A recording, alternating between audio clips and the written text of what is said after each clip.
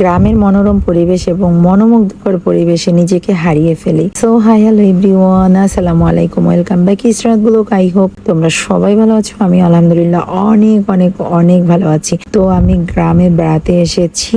এই যে দেখো, এইখানে আমার গুদুসি এবং আমরা সবাই মিলে এক বাড়িতে যাচ্ছি।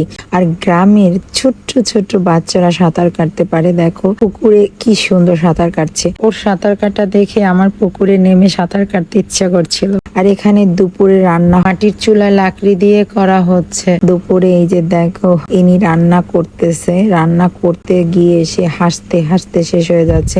তো রান্না বান্না শেষ, এখন খাওয়া দাওয়ার পর্ব শুরু। তো প্রথমেই রোস্ট পোলাও দেয়া হচ্ছে, কারণ এখানে যারা আছে সবাই হচ্ছে রোস্ট পাগল। এদের জন্যই আজকে রোস্ট রান্না করা হচ্ছে। এতটা রোস্ট পাগল যে অসহায়ের মতো রোস্টের দিকে তাকিয়ে আছে, কখন রোস্ট দিবে তারপরে তারা খাবে।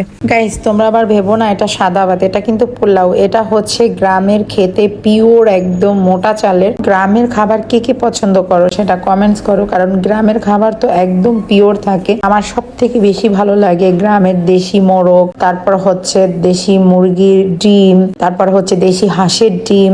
এর কোনো তুলনা হয় না। আর গ্রামের যে মোটা চালের ভাত, ওইটা খেতে খুব ভালো লাগে। দেশি হাঁসের ডিম ভাজি, পানি ভাত, লাল মরিচ ভাজি, আলু ভর্তা, কি যে মজা।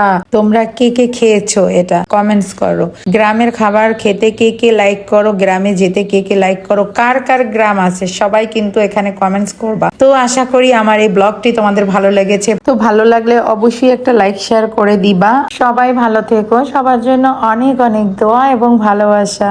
সবাই খাইতে বস, সন্না একটু বেশি বেশি খাইতে আস। রান্না করতে করতে অনেক বেশি ক্ষুধা লাগছে ওকে, তাই না? এদিক খালি গিলতি আছো, কোনো কথাই তো বলো না। হ্যাঁ, কথা বললে খাওয়া দেরি হয়ে যাবে। তাই তা খাও, এই তোমার জন্য পোলাও আছে, খাও। ঠিক আছে, আচ্ছা, আল্লাহ হাফেজ।